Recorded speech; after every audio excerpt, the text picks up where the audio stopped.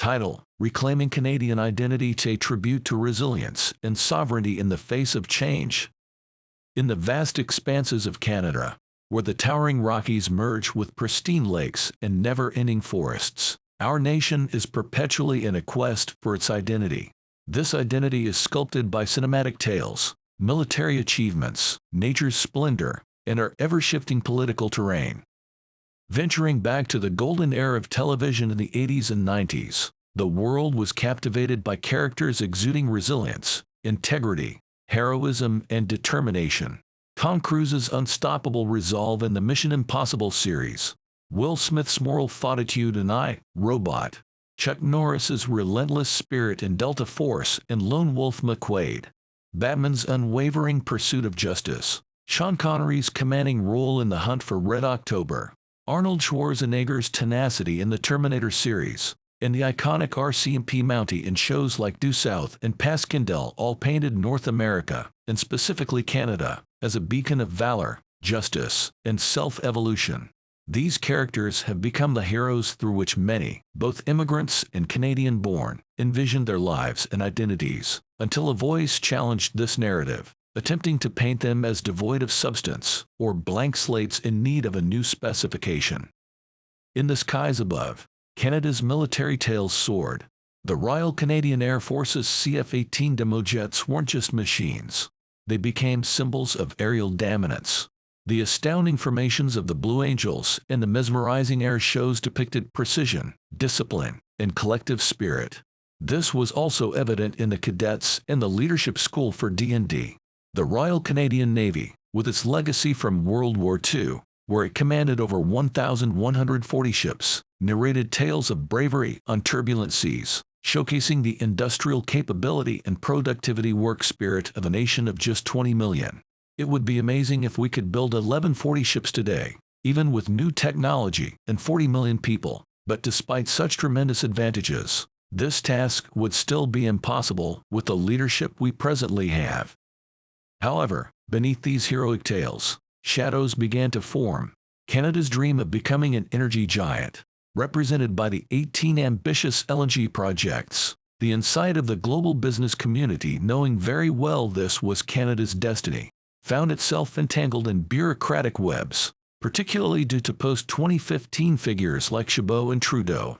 The Canadian dream of being an energy titan, symbolized by the ambitious 18 LNG projects, found itself ensnared in layers of bureaucracy and impossible permit approvals.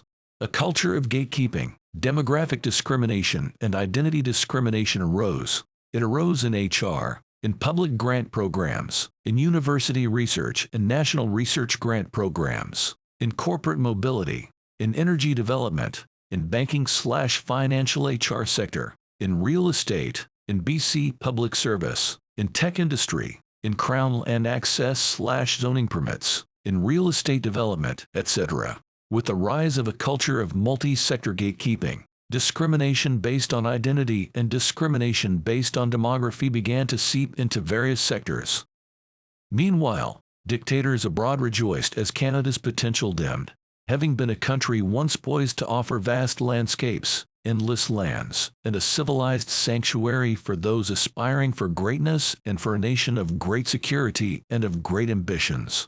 The post-2015 leadership saw the national debt skyrocket, not gradually increase as it had done for 22 other prime ministers, which also faced catastrophes, but the national debt more than doubled in the blink of an eye. Dictators consolidated their power, taking commodity and energy profits that could have been Canada's, all while ignoring the looming threats that many had warned of. The once predicted Canadian leadership in the world's energy markets shifted, with dictators now holding the reins to the global world order.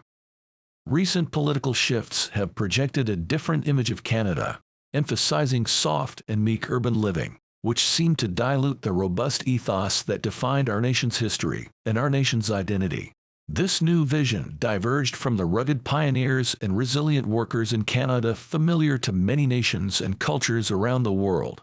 Even in the most disconnected and remote and primitive rural lands, they know of the quality of the supreme quality of the Canadian worker and of the Canadian industry. This new post-2015 identity proposal wasn't reflective of the pioneers or the hard-working laborers who came from all over the world to build this nation, and was not reflective of the last 150 years of progress we have made. Yet, amidst all this, Canada's story is also an environmental tale.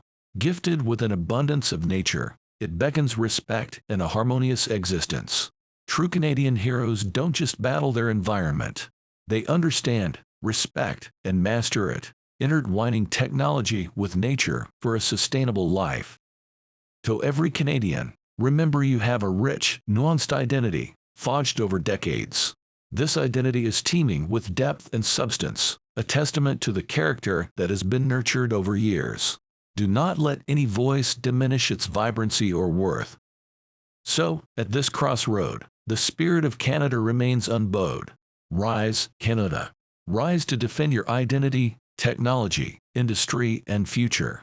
Embrace the legacies, cherish the narratives, and boldly stride into the future. The tale is yet to reach its climax.